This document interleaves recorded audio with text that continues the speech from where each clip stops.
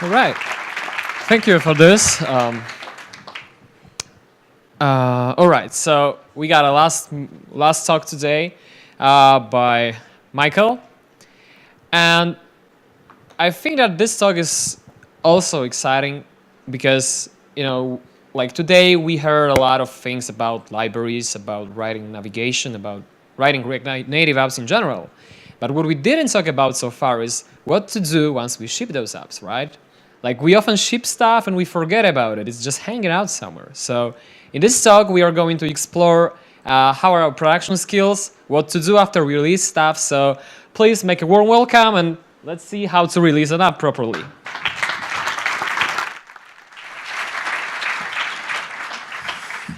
Hi, everybody. My name is Michael. I'm an independent consultant, and today we're going to talk about React in production. I actually, as an independent consultant, had quite an experience with production systems. So we're going to just deep dive into it. So basically, my assumption is you are awesome. You know your code, you know the best practices, you know how to use everything. And you're not the problem. The problem is that your code is shipping to production, and users start to consume it. And when users start to consume it, this is where we start to have problems. So actually, as you can see, my talk is a bit related about web and React.js. So the first thing that we have, then we talk about production, is that we have a lot of browsers. And we have a lot of version of browsers, and we have a lot of operating systems, and that causes a lot of issues. So this is the first thing that we need to take it into consideration. And the second thing is that our QA team is testing certain scenarios, and that is not what the user would do. And we have all sorts of problems in that. So what we're going to do here today. So the first thing we're going to do, we're going to talk about bundling your code, just about a bit about runtime errors and deployment. So how many of you use Webpack? Awesome. OK. So let's start with our first nightmare. This is our first issue that we're going to encounter. So the first thing is that you have a front end and you have a back end, and your user is requesting your a website, which is awesome. This is our goal, and is getting a 200, is getting the new version, the latest version of your application, and everything is great. So your product manager is happy, your manager is happy, and maybe you started to develop a new feature. You sent out an email to all of your customers and saying, hey, there is a new version available. Please go ahead and grab it. So that is awesome. But then something bad happens. The user go to your website and is actually going to get your previous version. Is going to get 304, which means not modified, which means the version you released is not available. And this is something that is really hard to handle, because the browser by default is going to cache your request. And if it's going to cache it, that means that in your browser there is a version, and your browser is not about to change it. So you kind of don't have what to do if you are stuck in this position. So we are talking about this at the first time because it's really important to avoid this caching solution. So just in short, we're not going to deep dive into how caching works. So the basic of caching is what you see here. The client is sending out a request, and we have the cache headers.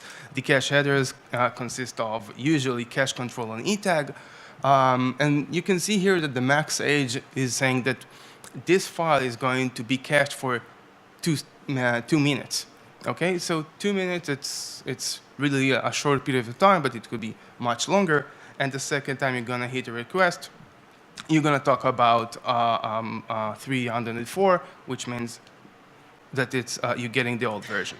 So how can we fix that? So the first thing, if there is a cache, we're going to bust it. So there is a cache busting mechanism. And as you can see in those two script lines, we are inserting something that changes the URL. it's not changing the file, the actual file, it's changing the URL that the browser is requesting. So in that way, we are not going to do caching. So let's just see here just a bit. Oh, you can't see my screen? Just a second.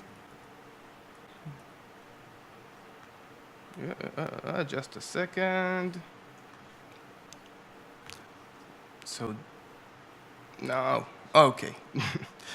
So this is going to be hard because I'm going to type something and look over there. But what you're going to see here is you're going to see my WebStorm, and this is a very simple Webpack configuration. So what I would do here, I would just run Webpack, and I mistyped Webpack, I guess. Webpack. Okay, so Webpack is running, and we are actually packing our app. So here we have our index.html. And in our index.html, we have our script, which is going to my dest bundle, and my bundle is right here. Okay? So this is my app. My app is really, really, really simple. We can see here in my source my app. So this is a React.js simplest app you can do. So now what I want to do is I want to so this is going to be quite difficult. Just a second. Okay, so basically what we're going to do right here is we are going to have something that will make the file itself changes. So what you can see here, you can see that we are doing a hash. Now this hash is actually going to be changed every time we run our Webpack. The file that is going to be generated is going to be just a bit different. So in that case, when I'm changing my, my deployment, I'm going to get a new version. So how does that work? So I'm assuming that my index.html is not going to be cached. So every time the user requests our app, he is going to get the latest index.html, but the bundle.js file itself is going to be different. So every time you deploy, you change the script name. So this is actually very good for deployment. It's actually good for other stuff, such as A/B testing. If you want to have certain user get one version of the app and another version of the app, you can actually change what kind of script they are getting, and they are going to get two different app versions. So how are we going to do that? So what I'm going to do here right now is okay. So what I'm going to do here, I'm going to change my my code. So I'm going to reset to another version. And what you're going to see here is you're going to see just a bit of different version of my Webpack. So my Webpack right now is changed. You can see here that I have in my file bundle and hash, I'm not taking the entire hash, I'm taking only the 8-digit because it's just too long of a code. And if I would run it again, my Webpack, you are going to see that when I'm outputting my file here has some hash in it. Okay, so this is the way it is changed. But there is a problem with that, because my index.html used to say a specific name of bundle.js file. And now, every time I build my app, my bundle.js file name has changed. So I need to make my index.html file dynamic. So what you can see here is that I have something called Webpack asset. Webpack asset actually outputs whatever kind of hash it generated. So if I'm going to go to my index.html right now, so you're going to see something a bit different.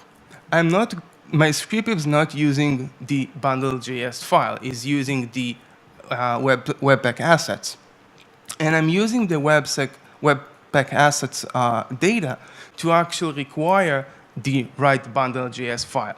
So as I said before, my index.html is not cached. However, my bundle.js could be cached because I'm changing its name all over again. Okay, so this is about it. So few things that you need to know. Okay, so right now we have no problem with deploying. Our app will always be updated and will always get the right version. So the next thing that we need to know is just a few tips with Webpack. Two things about it. When you're running it in development mode, two things occur. The first one is you have some performance impact. When you develop, I guess you're familiar with that, a lot of warning messages go up in your console. And that's occurred because React actually does many checks on your runtime. And those checks cost performance impact. So we actually want to make sure that when we are running in production mode, they are not there. So we will need to find a way to remove that. And the second thing is that when you are in development mode, your application size is much larger than in production. So you need to make sure that you're moving to production. How can we do that? It's quite a simple thing. Simply add a plugin specifying this is a production. So this is simple. How can we make sure that the application is really in production mode or development mode? So most of you use the React DevTools, and you can just look on the icon. If it says that you're in production, you're good to go. If you want to have a look how it looks like when we are in production mode, so we are, just a second. So now we're moving to production, and you could see in our Webpack that I have added what is the production. So my last file size was about 1 megabyte. So now what I'm going to do, I'm going to build that again and to add -p, which means optimize. And now we're going to see what's the size that was generated of the file, and it would be much in a sizable manner smaller. So it's really important, both indicating this is a production and both saying to Webpack, please optimize that with -p. Okay, so moving on. Another thing that you can do if you are really concerned with your size of your file, you can gzip that, and you can either make it in your build store, so Webpack itself could output a gzipped file, or your server who's serving the file could do that for you. So, bundling our app, this is about it. Those things are really important because if you are not taking care of them before production, it would backfire to you. So do that before. Okay, so our application is live and everything is awesome. So now we're going to try and see something that related to runtime error. So let's go ahead and create some runtime error. So what we are going to do here is we're going to see this kind of a function of an index.html file. So if you're going to take a look at this code, it looks kind of an innocent. So you have a button saying this is awesome, and on click you're going to do something, and this do something is going to change the value to changed. So it's actually very simple in that context. So I'll try to run it. Why it is not showing up? So if you're gonna run it, what we're gonna see that it's actually going to work. But I would try again. Never mind. Okay, so here you are. Okay, so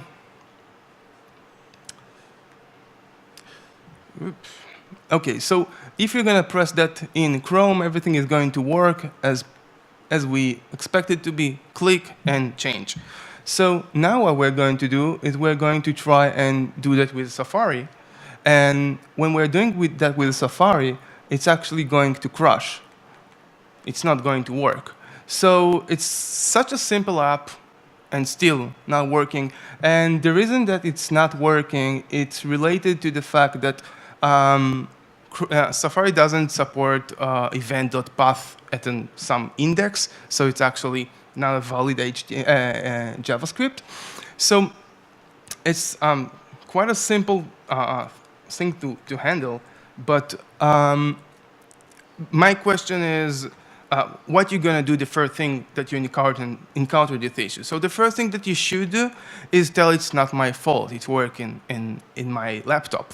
But after you've done that, and you really need to fix that, the problem with that the error that we saw was in the console. It's local, it has nothing to do with the production, and you need something to report that. So we are looking at a tool that will be able to give us reports once an error had occurred. So you can build your own tool, or you can use some other. I personally had experience with Sentry and Rollbar. I have no relation to them, but they're awesome products.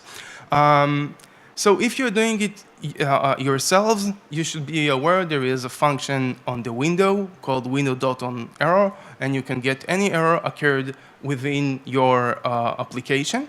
One thing that you should be aware, it's related to any error that is going to happen within your application, which means that if there is some other JavaScript running within your browser and they have a bug, you're going to get this report. So you need to filter whatever is related. So let's see how can we make that happen. So the first thing that we need to do is to add Rollbar right here.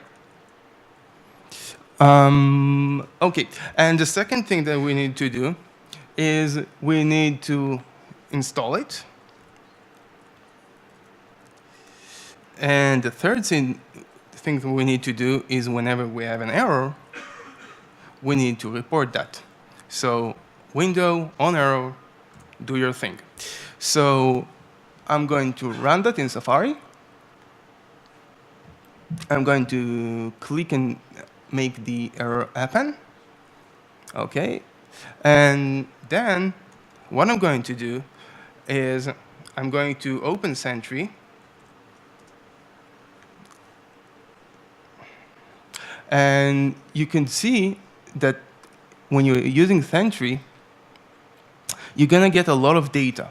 So which user, which browser, which operation system, which version, and which page, which time, and you get all kind of statistics, so you can actually have the best data to tackle this error.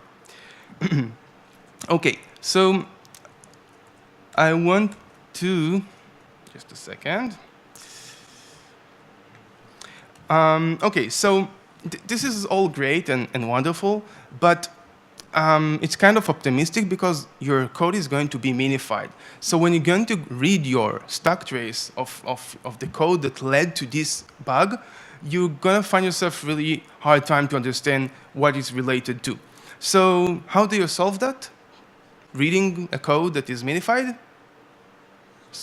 Source maps, exactly.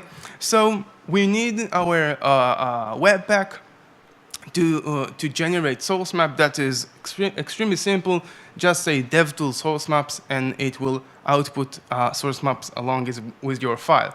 The problem is that source maps are not always available.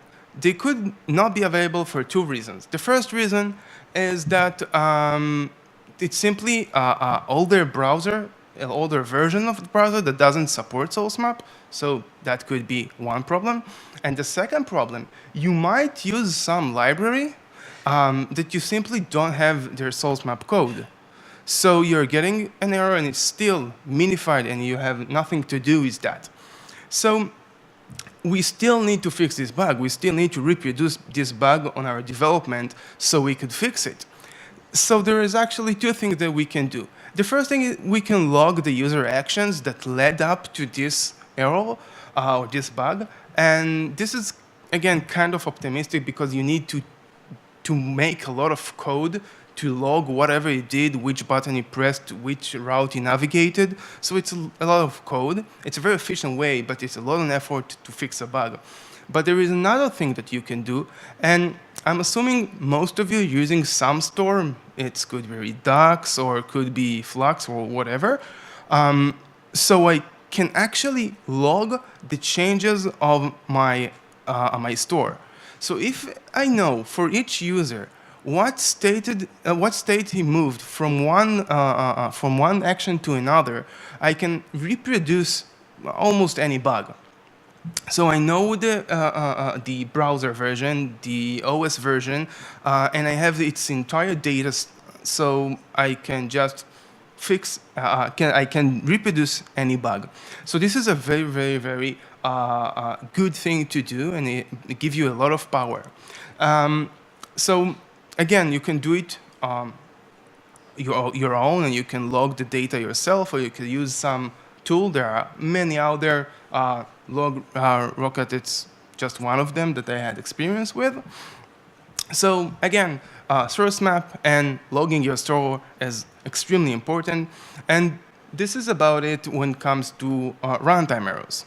So the next thing that we're going to talk about is deploying your app. So when you're deploying your app, you write your code, you give it to your QA team, you publish to your QA environment, and they find no bugs, and they are so happy, and you are so happy.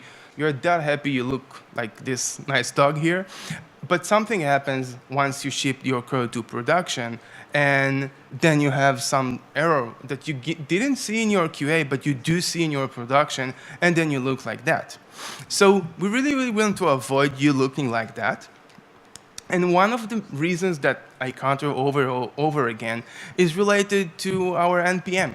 So our NPM state what are the version, what dependencies we're using, but it also specify which exact version we are using. So you could see in your NPM all kind of symbol telling NPM which version to download. So you can say star, which means just grab the latest, or you can say give me something that's compatible with this version, or you can say 1.6 point something. So first of all, we need to understand what each of them means. I'm not going to go on each one of them, but I do want you to know semantic versioning, what it means. So X, Y, Z represent the exact version. X representing that if I'm increasing that size, that number, that means that there was a breaking change. So definitely I can't take this package without testing it. Y means that there is a new feature, but it wasn't supposed to break anything, and that means that there was a bug fix again. It shouldn't break anything. But shouldn't break anything, it's not good enough for our production. We need to test everything and everything.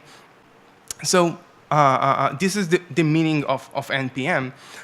So how can we make sure that it's not happening to us? So the first thing that it's best for us is when we deploy from QA to production, not to reinstall our packages. So it's kind of dependent on your build system and your deployment system. If you're using, let's say, Docker, it's the easiest. You just move your image from one cluster to another and it just works.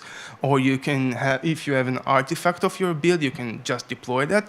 But if you don't and you have to reinstall your NPM, you should be really, really strict about specifying your versions. So your version is critical at this point, so don't leave anything such as X or something that is not explicit that version.